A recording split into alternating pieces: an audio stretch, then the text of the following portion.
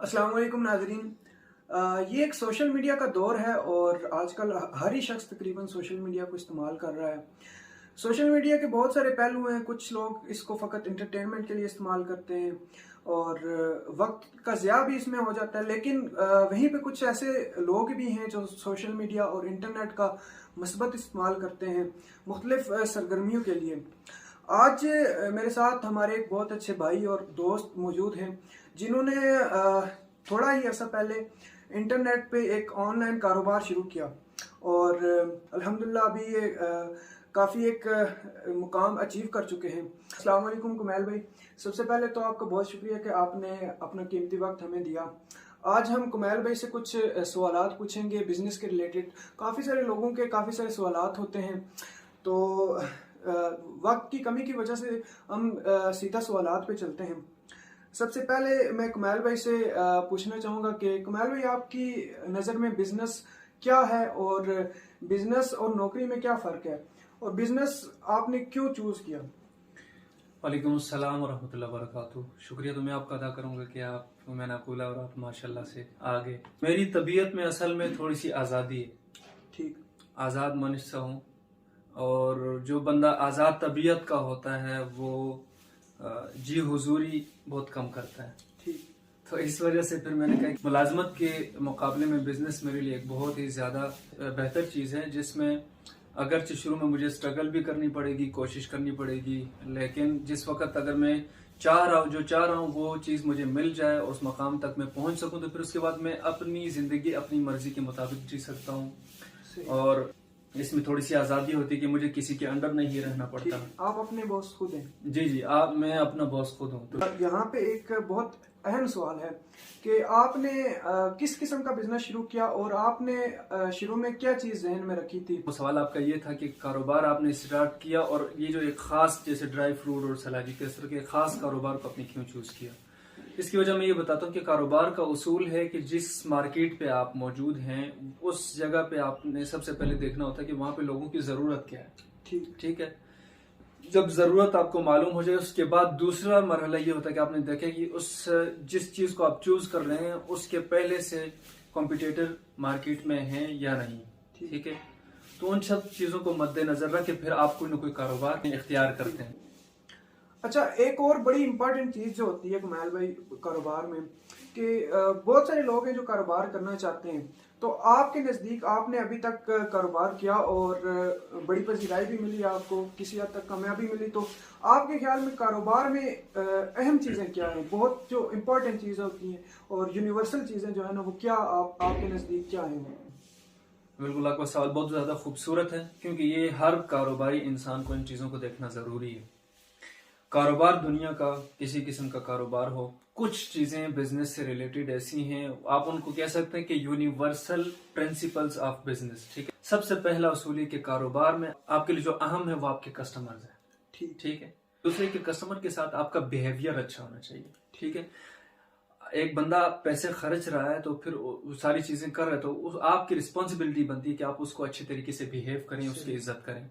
दूसरा उसूल मेरे नजदीक ये है, आपकी जो प्रेजेंटेशन है, किसी भी चीज को पेश करने का अंदाज वो आपका खूबसूरत होना चाहिए। तो इस उसूल के तहत आपकी सर्विसेज भी आ जाती हैं कि अगर आपने उनको कहा कि मैं इतने दिन में आपको चीज पहुंचा दूंगा, तो आपको उस चीज का ख्याल रखना जरूरी है। ठीक है। और साथ में आपकी चीजों का पेश करने का अंदाज, यानी उसकी पैकिंग हो गई या जो भी।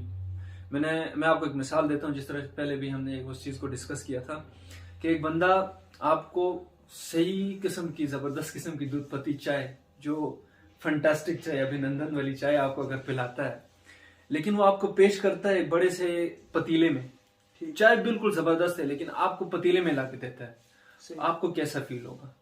थोड़ा सा ऑकवर्ड लगेगा ना, वो चीज उतना मजा नहीं देगी। अगर चाय बहुत जबरदस्त है, लेकिन आपको वो पेश करने का जो अंदाज है, उसकी जो प्रेजेंटेशन है, उसकी वजह से आपको उस चीज का मजा नहीं आएगा। उसी के बरक्स अगर चाय थोड़ी सी नॉर्मल क्वालिटी की हो लेकिन खूबसूरत से कप में अच्छे तरीके से पिच पर रख के आपके सामने खूबसूरत अंदाज से पेश करेगा, तो आपका उससे जो रिएक्शन होगा वो कुछ और होगा और आपको वो चीज अच्छी लगेगी। तीसरा उसूल ये है मायार, आपकी क्वालिटी। लोग अक्सर गलती कर जाते हैं, कहते हैं कि भाई मायार सिर्फ रखो, बाकी लोगों के साथ जिस तरह से आपका दिल चाहे पेश आओ। भाई लोग आपसे अगर कोई चीज मायार की खरीदते हैं, इसका मतलब ये नहीं कि वो आपसे मुफ्त में खरीदते हैं, वो अपना पैसा खर्चते हैं। बिल्कुल। तो उनके साथ आपका बिहेवियर अच्छा होना जरूरी है, ठीक है। आपको सिर्फ उनको बेहतर चीज पेश नहीं करें, उनको अच्छे तरीके से, अच्छे अंदाज से और अखलाक के साथ पेश करें। इसका मतलब ये नहीं कि मैं क्वालिटी के ऊपर कंप्रोमाइज करता हूँ। मैंने आपको बताया कि ये 3 आफाकी उसूल हैं किसी भी कारोबार के लिए। फिर उसके बाद जाके मुख्तलिफ जो भी कारोबार होगा तो उससे स्पेसिफिक जो बिजनेस है उससे रिलेटेड जो उसके प्रिंसिपल्स होंगे या उसके जो रूल्स होंगे वो आगे अलग भी हो सकते हैं।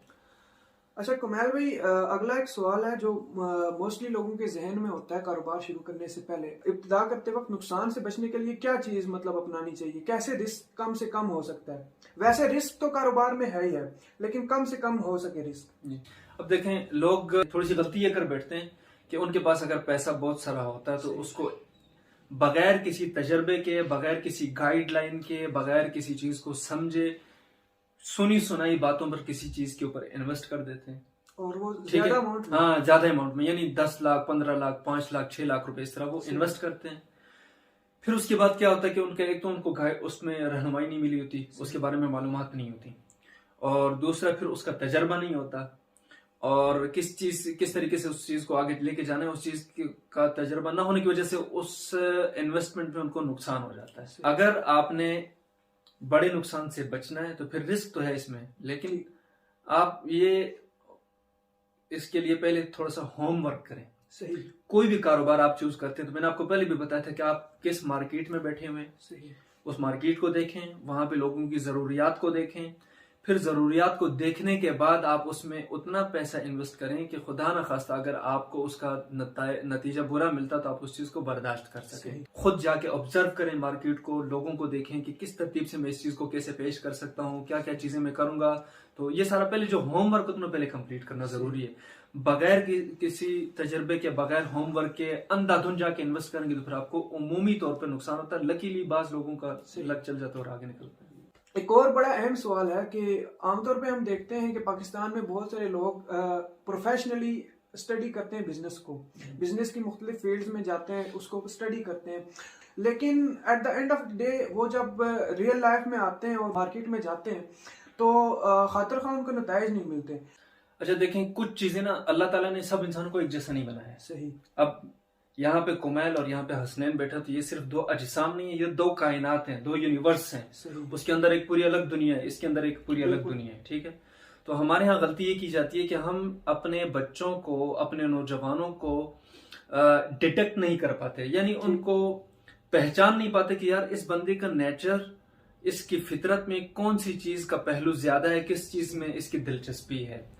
हम इस तरह करते हैं कि भाई फलाने कजन ने मेडिकल किया है तो उसको भी मेडिकल में डाल दिया, फलाने कजन ने इंजीनियरिंग किया तो उसको इंजीनियरिंग में डाल दिया, फलाने ने कॉमर्स किया तो उसको कॉमर्स की तरफ डाल दिया।